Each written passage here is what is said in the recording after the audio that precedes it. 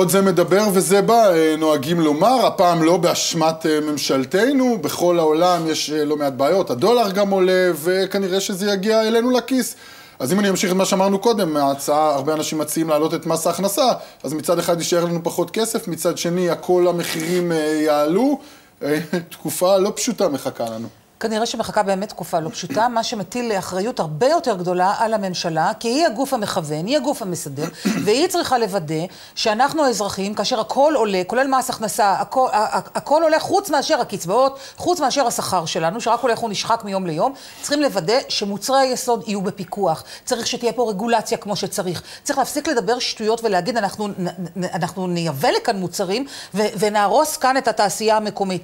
צריך לייצר פה מקומות עבודה שאנשים מקומות עבודה תהיה להם משכורת, צריך לוודא שהמחירים של מוצרי היסוד ומוצרי המזון יהיו סבירים ובפיקוח הדוק. מה בפיקוח? הכל להחזיר לפיקוח. לא הכל צריך להיות בפיקוח, אבל גם הדברים שאמורים להיות בפיקוח הרי לא באמת מפוקחים כמו שצריך. אז לפחות את הרגולציה במקומות שהחלטנו עליהם, אחר כך נדבר על השאר, על איפה צריך עוד, אם בכלל. אבל קודם כל שתהיה רגולציה במקומות שצריך. זה הפתרון, להחזיר לפיקוח, הרי בסוף זה בא מאיזה כיס. כלומר, אם החקלאי, הרפתן שמייצר חלב, צריך לשלם יותר כסף על האוכל של הפרות שלו, בגלל שהוא מתייקר בארצות הברית, אז בסוף מישהו צריך לשלם את העלות הזאת, זה לא יכול להיבלע באוויר. הרי מה, שוב, הבשורה שאנחנו קיבלנו המון שנים שהשוק יעשה את העבודה שלו. אנחנו רואים באופן תכוף, באופן תדיר. השוק נכשל.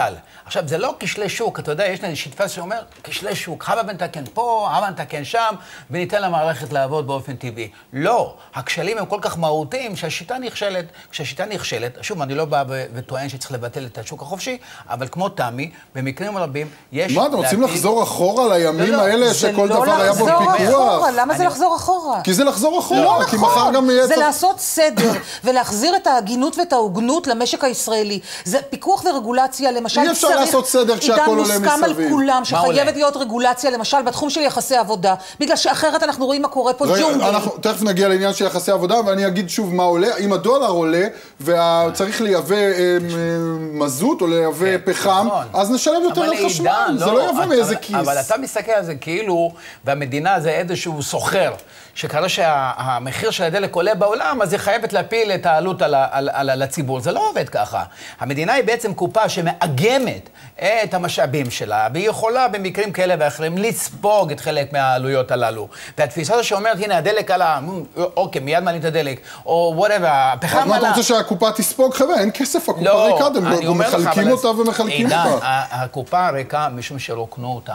תבין, המחשבה הזאת שכאילו אין כסף, ויש פה איזושהי אמירה אבסולוטית אין כסף, זה לא בדיוק כך, אלא מישהו דאג שלא יהיה כסף. אני רוצה אותך כאן משפט סיום לעניין הזה. יש כסף בקופה, פשוט בוחרים לחלק אותו במקומות הלא נכונים, ותפקידה של מדינה ושל ממשלה, בעיקר בעיתות מצוקה, להסדיר ולוודא שהדברים והמשאבים הבסיסיים יחולקו באופן שווה והוגן. אני לא בטוח שאני מסכים איתך על הפתרון, אנחנו עוצרים כאן, עוברים לעניין הבא. מיד.